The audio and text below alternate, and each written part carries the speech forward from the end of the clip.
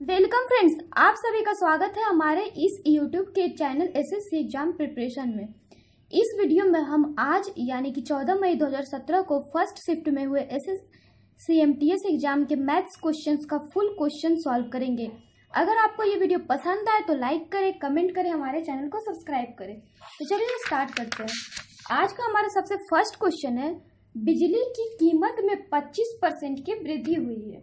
यदि कोई व्यक्ति खर्च उतना ही रखना चाहता है तो बिजली के इस्तेमाल में उसे कितनी प्रतिशत कमी करनी होगी। ये बार क्वेश्चन करें कि बिजली की कीमत में 25% की वृद्धि हुई है। यदि कोई व्यक्ति चाहता है कि उसका खर्च उतना ही रहे तो बिजली के इस्तेमाल में उसे कितने प्रतिशत कमी करनी होगी। तो हमने माना कि वो व्यक्ति जो है वो बिजली का खर्च करता था कितना, 100 यूनिट। अगर 100 यूनिट में कह रहा है कि बिजली की कीमत में 25% की वृद्धि हुई है तो कितने की वृद्धि हो जाएगी, 25% की, यानी 125 यूनिट की। तो बोल रहा कि वो व्यक्ति चाहता है कि खर्च उतना ही रहे तो बिजली के इस्तेमाल में उसे कितनी प्रतिशत कमी करनी पड़ेगी। खर्च उसे सेम रखने हैं, 100 यूनिट ही रखने हैं, तब उसे बिजली के इस्तेमाल में कितने प्रतिशत की कमी करनी पड़ेगी। तो यहाँ पे उसे हम देख रहे हैं कितने की कमी करनी पड़ रही है, तो 25 यूनिट्स की, यानी कि 25 यूनिट्स, यानी कि 25 डिवाइडेड बाई 125 मल्टीप्लाई बाई 100। इस तरह से ये हमारा हो गया कितना, तो 20, उसे कितनी प्रतिशत कमी करनी पड़ेगी बिजली के इस्तेमाल में, तो 20% की, यानी कि ऑप्शन नंबर ए। तो इस क्वेश्चन में हमने किया कि ये आपका परसेंटेज से रिलेटेड क्वेश्चन है। आप चाहे तो हमारे परसेंटेज की वीडियो देख सकते हैं। ये हमारा क्वेश्चन कर रहा है बिजली की कीमत में 25% की वृद्धि हुई है। तो हमने माना कि बिजली की कीमत 100 यूनिट थी, 25% की वृद्धि हो गई तो 125 यूनिट हो गई। कोई व्यक्ति चाहता है कि उसका खर्च इतना ही रहे, यानी कि बिजली का खर्च, कोई व्यक्ति चाहता है कि बिजली के इस्तेमाल में बिजली का खर्च उतना ही रहे और उसे इस्तेमाल में कितने प्रतिशत की कमी करनी पड़ेगी। तो अगर वो चाहेगा कि खर्च हमारा 100 यूनिट ही रहे तब उसे उसके इस्तेमाल में 25 यूनिट की कमी करनी पड़ेगी। तो हमसे पूछ रहा है उसे कितने प्रतिशत कमी करनी पड़ेगी, तो 25 यूनिट कमी करेगी और बिजली की कीमत है 125, यानी 25 डिवाइडेड बाई 125 मल्टीप्लाई बाई 100, यानी 20 unit, option number A. Next है हमारा क्वेश्चन नंबर 2, दो वर्गों के जिनमें से एक अपने विकर्ण पर दूसरे की तुलना में दुगना है, क्षेत्रफल का अनुपात क्या होगा। ये हमारा क्वेश्चन बोला, दो वर्ग हैं, वर्ग ए एंड वर्ग बी, बोल रहे कि जिनमें से एक अपने विकर्ण पर दूसरे की तुलना में दुगना है तो उसके क्षेत्रफल का अनुपात क्या होगा। तो हमने माना कि पहले वाले वर्ग का विकर्ण हमारा है √2 है, और बोल रहा है कि भुजा हमने माना कि उसका a है, पहले वर्ग का भुजा हमने माना a है तो उसका विकर्ण कितना हो जाएगा, तो √2 है। अब बोल रहा है कि एक की तुलना में दूसरे के विकर्ण दुगना है तो दूसरे का विकर्ण, स्क्वायर नंबर b का विकर्ण कितना हो जाएगा, तो 2√2a हो जाएगा। यहाँ से हम आसानी से देख सकते हैं कि पहले की भुजा a, जो कि हमें मालूम है, हमने a माना था, तो दूसरे की भुजा क्या हो जाएगी, तो 2√2/a, यानी कि तो दूसरे की भुजा हो जाएगी 2√2/a, यानी कि इसे हम कह सकते हैं, सॉरी 2√2/√2, यानी कि 2a। तो हमसे पूछ रहे क्षेत्रफल का अनुपात क्या होगा। तो हमने यहाँ पे देखा कि पहले की भुजा है a, दूसरे की भुजा है 2a, तो उनके क्षेत्रफल का अनुपात क्या होगा। तो पहले का क्षेत्रफल हो जाएगा हमारा a², दूसरे का क्षेत्रफल हो जाएगा भुजा का स्क्वायर, यानी 2a का होल स्क्वायर, यानी a² / 4a का होल स्क्वायर।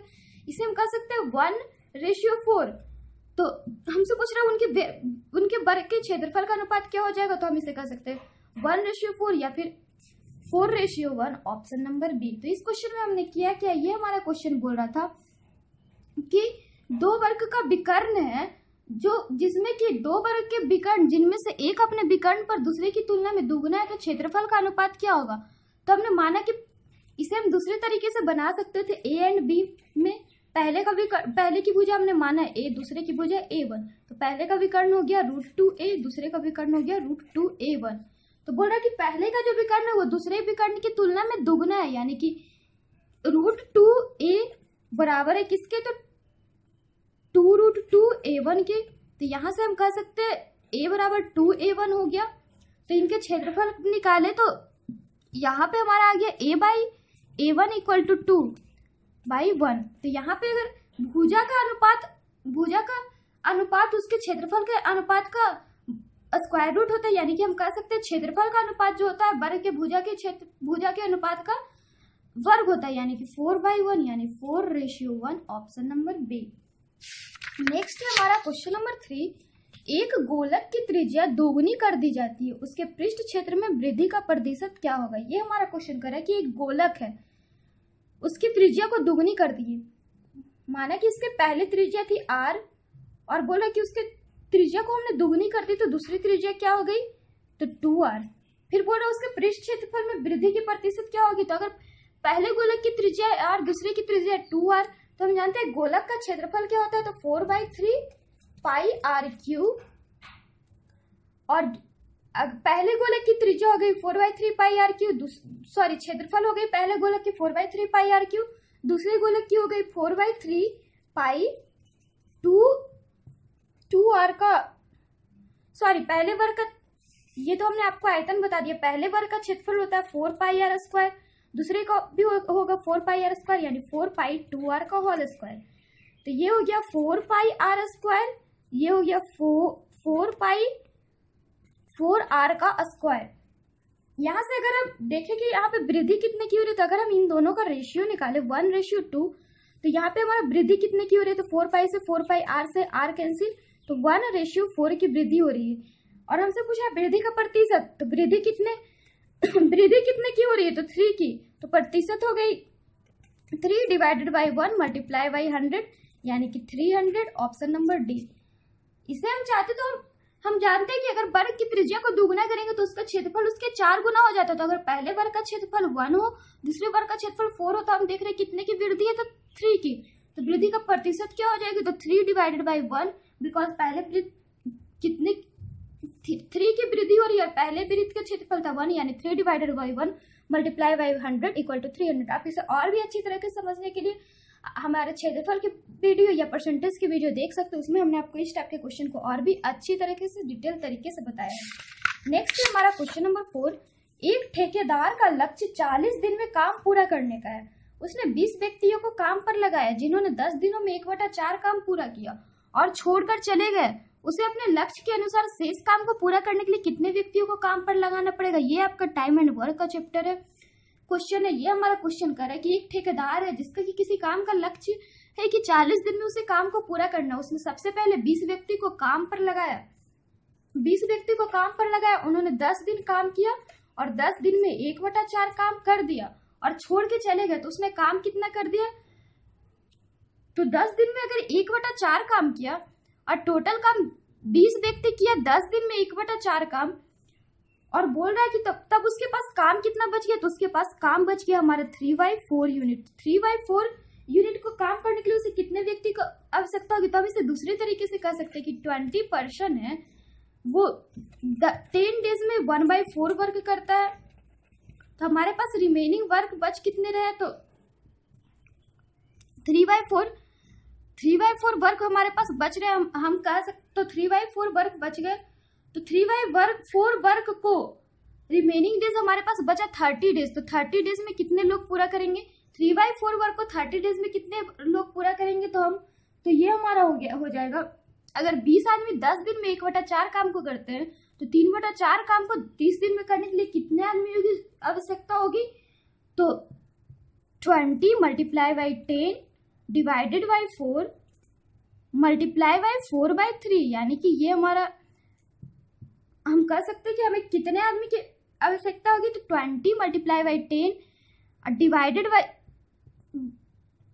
डिवाइडेड बाई हो गया हमारा 30, 4/3 सॉरी 1/3, बिकॉज 1/3 वर्क को कर रहा है, तो 4/3 मल्टीप्लाई बाई 30। इस तरह से हम इसे अगर टोटली कैलकुलेट करें 3/4 वर्क को वो कर रहा है, सॉरी यहाँ पे हमें बोल रहा है कि 20% 10 डेज में 1/4 वर्क को करता है, तो 30 डेज में 3/4 वर्क करने के लिए कितने व्यक्ति की आवश्यकता होगी, तो 20 multiply by 10 days multiply by 3/4 work हमें करने हैं, डिवाइडेड बाई कितने आदमी की आवश्यकता होगी, तो डिवाइडेड बाई 4 1/4 वर्क किया था, तो 1/4 और मल्टीप्लाई बाई 30। इस तरह से हम इसे निकाले तो हमारा ये आ जाएगा कि उसे करने कितने वर्क है। तो अगर हमारा कह रहा है कि 20% है, 10 डेज में करता है 1/4 वर्क को, तो 20% 10 डेज में 1/4 वर्क कर रहा है, तो हम कह सकते हैं कि 1% 10 डेज में कितना वर्क करेगा। तो 1/4 मल्टीप्लाई बाई 10 डेज में बोल रहा है, तो 1% कितना वर्क करेगा, तो 10 डेज में करेगा 1/20 वर्क। 20% अगर 1/4 वर्क करता है, 1% करेगा 1/4 मल्टीप्लाई बाई 1/20 वर्क। और हमारे पास रिमेनिंग वर्क बच कितने का है, तो 3/4 वर्क। तो कितने दिन में पूरा होगा, तो 20 multiply by 10 divided by 4 equal हमारे हो जाएगा किसके, तो 30 multiply by x days, x% बच गया। अगर 20% 10 डेज में 1/4 वर्क करता है, तो 30 डेज में, बिकॉज हमारे पास रिमेनिंग डे तो 30 डेज, तो 30 डेज में x% 3/4 वर्क को करेगा मल्टीप्लाई बाई 3। तो इस तरह से ये हमारा आ जाएगा कितना, तो हम इसे देख सकते हैं 3/4। अगर 20% 10 डेज में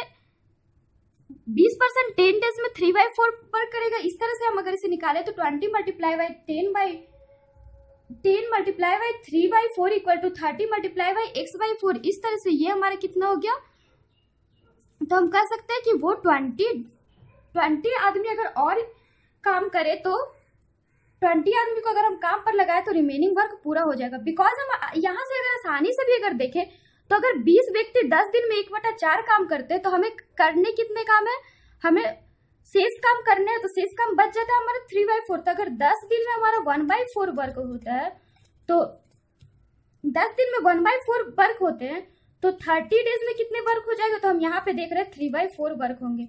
यानी कि जितने आदमी 10 दिन में 1/4 वर्क करेंगे, उतने ही आदमी 30 डेज में 3/4 वर्क करेंगे। यानी यहाँ से अगर हम बाई शॉर्ट वे देखें तो 20 डेज में करेंगे, 20% करेंगे, ऑप्शन नंबर डी। नेक्स्ट है हमारा क्वेश्चन नंबर 5। राम की आय श्याम की आय से 100 रुपए अधिक है। यदि राम और श्याम की औसत आय 850 रुपए है, तो राम की आय कितनी है। ये हमारा क्वेश्चन कर रहा है कि राम की आय श्याम की आय से 100 रुपए अधिक है। तो हमने माना कि राम की आय 100 है, हमने राम की आय बोल रहा श्याम की आय से 100 रुपए अधिक है, तो हमने माना कि श्याम की आय 1 से, तो राम की आय हो जाएगी x प्लस 100, बिकॉज राम की आय श्याम की आय से 100 रुपीज अधिक है। तो और बोल रहा है कि राम और श्याम की औसत आय 850 रुपए है, बट यहाँ पे से अगर हम औसत आय निकाले तो x प्लस 100 डिवाइडेड बाई 2, यानी कि इक्वल टू दे रखा है हमारा 850। इस तरह से अगर हम इसे सॉल्व करें तो 2x प्लस 100 इक्वल टू, ये हमारा हो गया 850 मल्टीप्लाई बाई 2। इस तरह से x प्लस 50 इक्वल टू 850, तो x इक्वल टू हो गया हमारा 800। तो x हमारा क्या आ गया, श्याम की आय, तो राम की आय कितना हो गया, तो 800 प्लस 100 यानी कि 900, option number D. Option number D ये हमारा क्वेश्चन कर रहा है राम की आय श्याम की आय से 100 रुपए अधिक है, तो हमने माना कि श्याम की आय x है, तो राम की आय हो जाएगी x प्लस 100। फिर बोला यदि राम और श्याम की औसत आय 850 रुपए, तो राम की आय कितनी होगी, तो हमने इस तरह से सॉल्व किया, तो औसत आय आ गया x plus 100 by 2 equal to 850, तो 2x प्लस 100 इक्वल टू 850 गुना 2। इस तरह से आ गया हमारा x इक्वल टू 800, तो राम की आय कितनी होगी, तो 800 plus 100 equal to 900, option number D. Next है हमारा क्वेश्चन नंबर 6। एक दुपहिया का प्रति वर्ष 20% मूल्य ह्रास हो जाता है। यदि उसका वर्तमान मूल्य 90,000 है, तो उसका मूल्य ह्रासित मूल्य 36,884 कितने वर्ष बाद होगा। तो ये हमारा बोल रहा है कि अगर एक दुपहिया का वर्तमान मूल्य 90,000, बोला कि प्रति वर्ष 20% मूल्य ह्रास हो जाता है, तो प्रति वर्ष उसका मूल्य अगर 20% कमेगा, तो उसका मूल्य हर वर्ष 20% कमेगा, यानी 80/100। इस टाइप के क्वेश्चन को हल करने के लिए यही फॉर्मूला होता है, क्या, वर्तमान मूल्य इंटू ह्रासित मूल्य से जो घटा के आया, यानी 80/100 to the power x equal to 36864। इस तरह से अगर हम ये सॉल्व करें तो ये हमारा आ जाएगा 8/10 to the power x equal to 8/10 to the power 4। इस तरह से आ गया x इक्वल टू 4 वर्ष, यानी कि ऑप्शन नंबर सी। आप इस क्वेश्चन को हमारे परसेंटेज के क्वेश्चन में आसानी से देख सकते हैं। नेक्स्ट है हमारा क्वेश्चन नंबर 7। एक विक्रेता ने साइकिल का मूल्य 1,000 रुपए अंकित किया और उस पर 20%, 10% और 5% की क्रमिक छूट देकर उसे बेच दिया। इस प्रकार उसने 14% का लाभ कमाया। साइकिल की लागत मूल्य कितनी है। तो यहाँ से हमने माना कि साइकिल की लागत मूल्य, सबसे पहले माना कि साइकिल की लागत मूल्य कितनी है, तो 1000 यूनिट। बोल रहा है कि सबसे पहले 20% छूट दिया यानी 80/100, फिर दिया 90% छूट यानी कि 90/100, फिर दिया 5% छूट यानी 5/100। इस तरह से हमारा ये कितने हो गया, तो आप इसे अगर टोटली सॉल्व करें तो ये हमारा आ जाएगा 36 मल्टीप्लाई बाई 19। इस तरह से ये 100 से 100 कैंसिल, 0 से 0, 0 से 0, 0 से 0, ये 2 हो गया, ये हमारा हो गया 4 यानी कि 36 ये सॉरी 95 है, तो ये हमारा 19 हो गया। तो 36 मल्टीप्लाई बाई 19, 36 मल्टीप्लाई बाई 19 यानी कि 1000 रुपए में वो उस वस्तु को खरीदा और इतने रुपए में उसे बेच दिया, तो इस तरह से उसे 14% का प्रॉफिट हुआ। तो साइकिल का लागत मूल्य कितने था, तो अगर 1000 यूनिट पे 14% का प्रॉफिट होगा तो कितना में उसे बेचना चाहिए, तो 114 में। बट यहाँ पे करा 36 इंटू 19 में बेचा यानी कि 140 यूनिट बराबर 36 इंटू 19, तो 100 यूनिट बराबर कितना हो जाएगा, तो 36 into 19 divided by 114 multiply by 100 यानी कि 600, ऑप्शन नंबर बी। नेक्स्ट है हमारा क्वेश्चन नंबर 8। यदि कोई व्यक्ति 40 किलोमीटर पर आवर की गति से यात्रा करता है तो कुछ दूरी वह 6 घंटों में तय करता है। यदि उसने वही दूरी 4 घंटे में पूरी करती है तो उसकी गति कितनी होगी। तो हमारा सबसे पहला स्पीड दे रखा है 40 किलोमीटर पर आवर और सबसे फर्स्ट टाइम दे रखा है 6 घंटे। तो यहाँ से हम डिस्टेंस इसका निकाल सकते हैं। तो डिस्टेंस हो गया, distance equal to speed by time यानी 40/6 किलोमीटर। यहाँ से हमारा डिस्टेंस निकल गया और बोल रहा उतना ही दूरी वो 4 घंटे में पूरी करता, तो अब उसकी गति कितनी होगी। सेकेंड टाइम हमारा दे रखा है कितना, 4 घंटे, तो सेकेंड स्पीड कितनी हो जाएगी, तो स्पीड बराबर डिस्टेंस बाई टाइम यानी 40 डिस्टेंस बराबर होता है स्पीड इंटू टाइम यानी 40 multiply by 6 and second time हमारा दे रखा है 4 आवर, तो सेकेंड स्पीड कितना हो जाएगा, तो 40 मल्टीप्लाई बाई 6 डिवाइडेड बाई 4 यानी कि 60 kilometre per hour, option number D. Next है हमारा क्वेश्चन नंबर 9। कोई राशि 12.5% की वार्षिक साधारण ब्याज पर दुगनी हो जाती है तो उस राशि के लिए कितना समय लगा।